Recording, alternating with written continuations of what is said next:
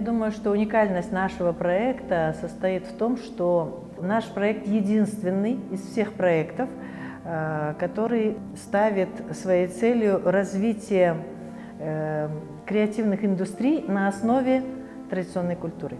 Плюсы в том, что это, конечно, очень интересно, безумно интересно, и совершенно новые возникают результаты, которых не было никогда в наших странах раньше. То есть это как бы первопроходцы, да, мы являемся. Мы провели вместе с нашими партнерами из университета Кавентри большую работу. Это был выпущен инструментарий, Toolkit называется. И сейчас мы работаем над открытием хаба. Онлайн-хаб будет, и где будет очень много материала. Вот именно, что любой человек молодой, кто хочет построить или сделать свой бизнес на основе нематериально-культурного наследия, это будет ему как в помощь.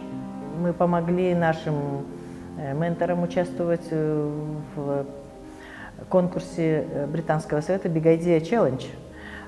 И надо сказать, что тоже там есть определенные успехи, потому что каждый год у нас 2 человека выходят в финал или в полуфинал. Мы очень близко стали сотрудничать с Кыргызпатентом.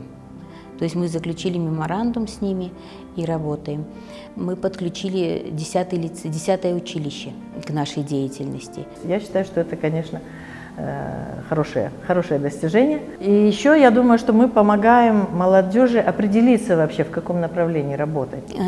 Молодежь, они очень благодарны, что они попали в эту программу, что они работают в этой программе. Пересмотрели многие свой бизнес, свое предпринимательство. Они очень активно работают. От этого проекта пользу получает не только молодежь, но и организаторы.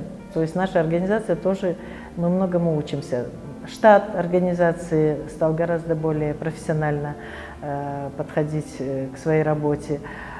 Потом вот эти вот связи, постоянное общение с молодежью, это тоже очень много дает. Энергетика молодых людей, она передается. И вообще как бы очень приятно ощущать такую связь поколений.